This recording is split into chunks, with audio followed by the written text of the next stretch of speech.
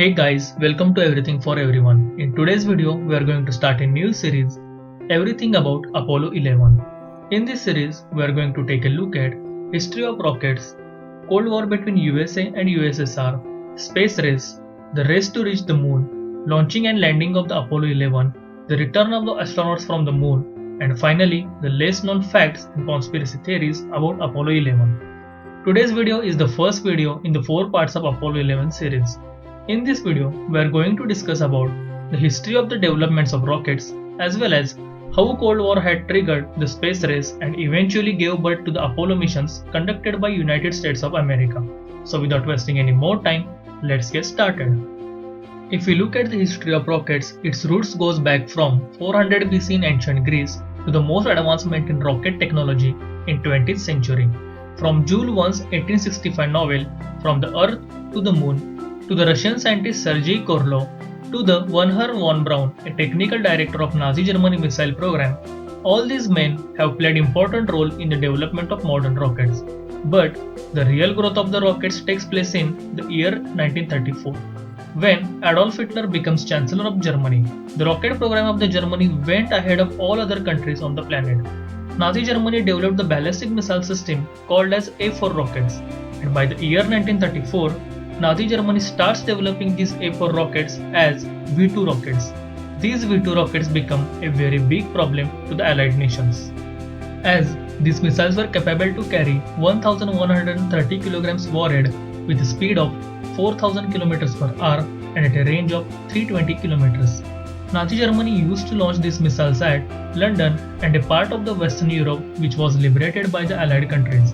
Finally, in 1945, Nazi Germany surrendered, and United States ended the war by dropping the newly discovered atomic bomb on the last stubborn Axis power nation, Japan. The war was ended, but like every other conflict, this war has led the world to the new conflict. At the end of World War II in 1945, the tension starts emerging between USSR and USA. America had developed a weapon of mass destruction, that is the atomic bomb, in secret. To answer this, Soviet Union also tested its first atomic bomb on 29 August 1949, and then the arms race began. Both superpowers have developed the nuclear weapons in such a high quantity that they had the capability to destroy the whole world many times. Also, there was an ideological conflict between these superpowers, which resulted to fuel the Cold War.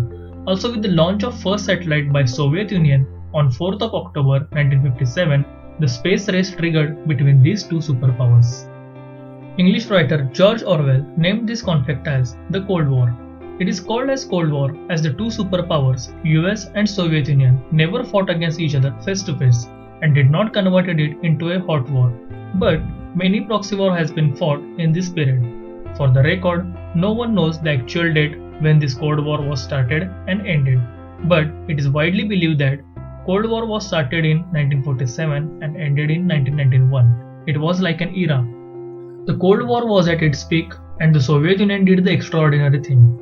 This is on 4th of October 1957, USSR launched the world's first artificial satellite named Sputnik 1. In Russian, Sputnik means a traveling companion. This satellite is nothing but a polished metal sphere of 58 cm in diameter. Sputnik have 4 external radio antennas to broadcast the radio pulses. Anyone from Earth can able to hear the radio broadcast of the satellite. In the next part, we can able to hear the original radio pulses captured on Earth station.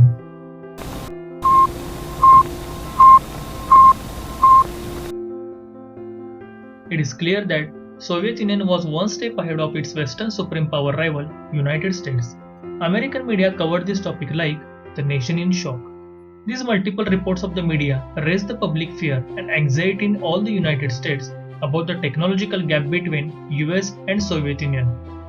People started to believe that Soviet Union has the power to surpass the American technology and the superpower place of America was no longer secure. This event is broadly known as the Sputnik crisis. Americans responded to the Sputnik 1 by creating a space organization on October 1st, 1958, which is known by the name of NASA.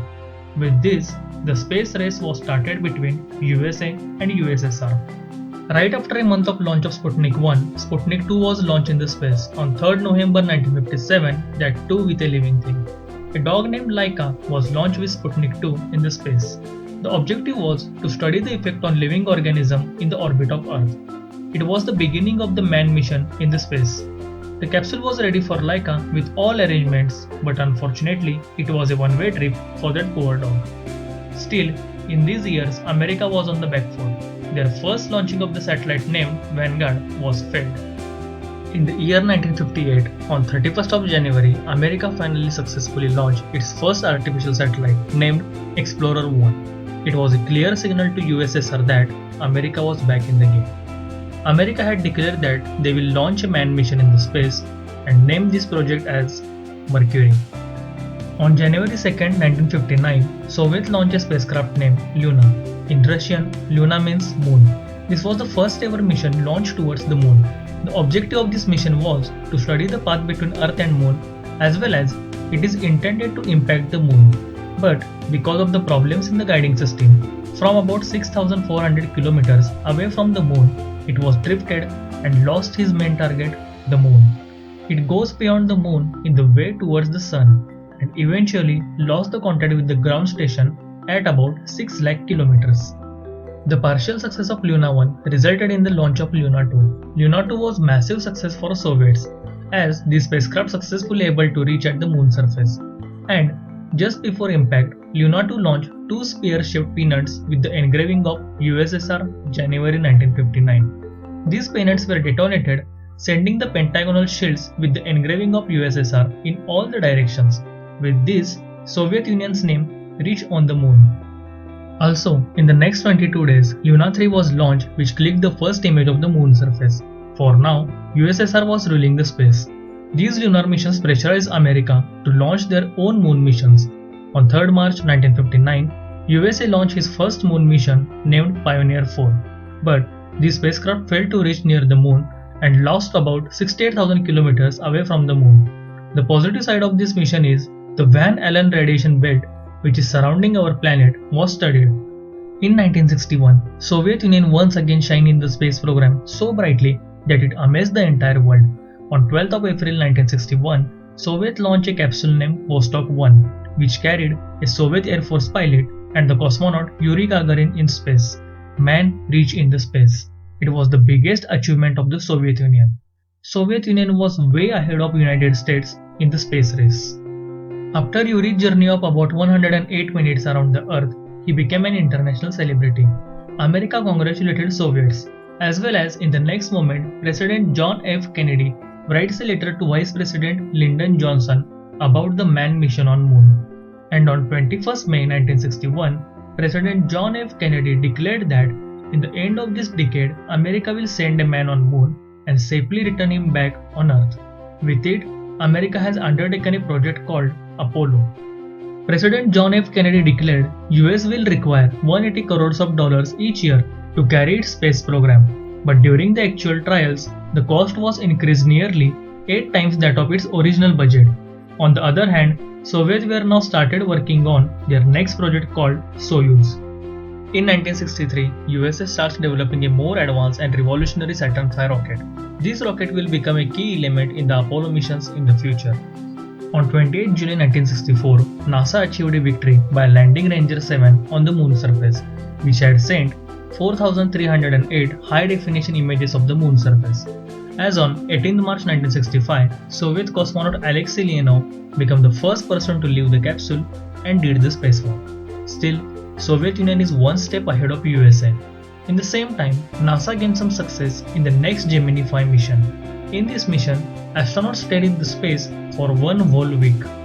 It was a preparation for the next manned mission on Moon. In this mission, they studied the effect of space on astronauts.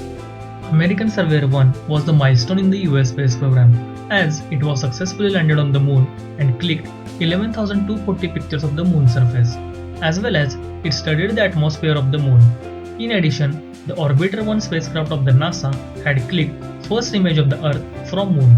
The data collected from Surveyor and Lunar Orbiter missions was too helpful for deciding the landing site of Apollo 11. 1966 was the best year for Soviet Union, as Luna 9 was successfully landed on Moon. Second, Soviet Union was the first nation which established the orbiter of Luna 10 in Moon's orbit. In addition, Luna 11, 12, and 13 were great success. In 1967, USA planned their first Apollo 1 mission. However, this mission wasn't at all going on Moon. Instead, it will orbit around the Earth for testing of Command Module and Lunar Module.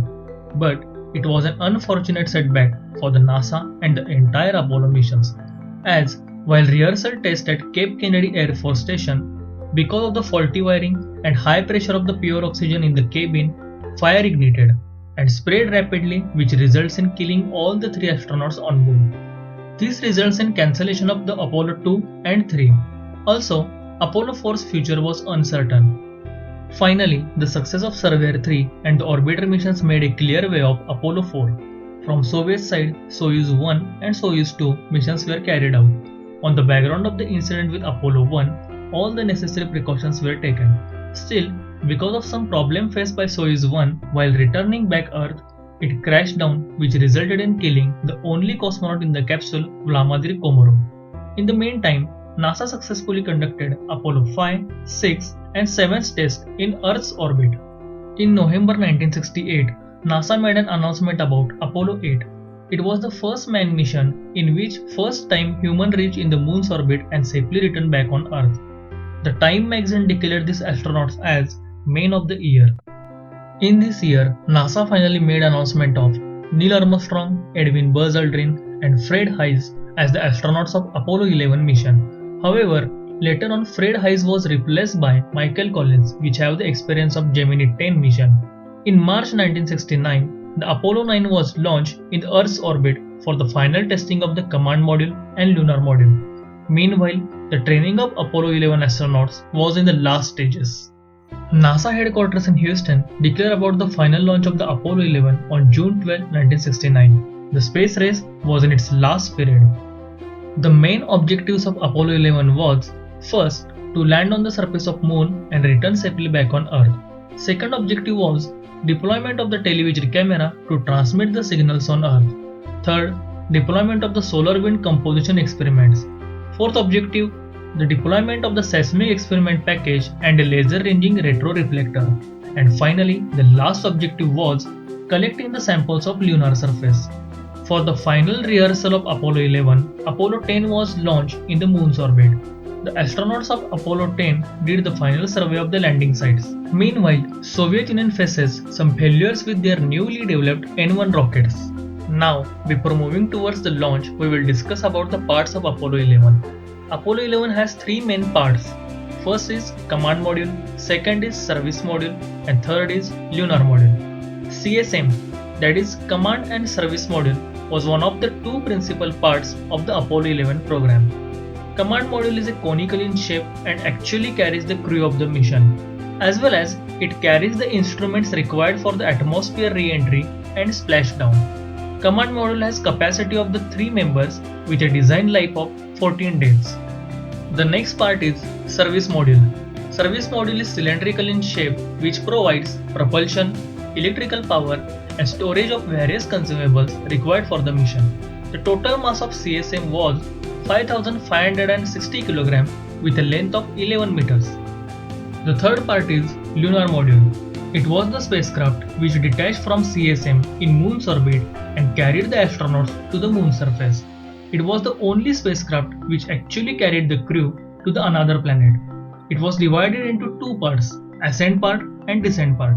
The crew was in ascent part, where the 4 legs were provided for the landing in the descent part, along with the land detection system to assist smooth landing. Lunar Module was built for the capacity of 2 persons with a design life of 75 hours. The total mass of this module is 15,103 kilograms. These 3 parts Apollo 11 capsule was launched with the help of powerful rocket named Saturn V. This heavy-lift launch vehicle was developed to support the Apollo program's manned missions. Saturn V was a 2 to 3 stage rocket with a mass of 29,70,000 kg. The height of Saturn V was 110.6 meters with a diameter of 10.1 meter. Till today, the Saturn V remains the tallest, the heaviest and most powerful rocket ever bought in the operations. Also, it was the only rocket which carries the human beyond the lower Earth's orbit. Here, NASA named the command module as Columbia, which was named after the Columbiad, the giant cannon used to launch a spacecraft in Jules Verne's 1865 novel From Earth to Moon. But later on, in Collins' 1976 book, he cleared that Columbia was named after the legendary explorer Christopher Columbus. Also, the lunar module was named as Eagle. It was named after the mission insignia and from the American national bird. A logo was developed for the mission. It is represented that an eagle with olive branch in its talons landing on the moon surface. After all, this was a peaceful lunar landing by the United States. NASA had declared 5 potential landing sites based on the data provided by Lunar Orbiter and Surveyor missions.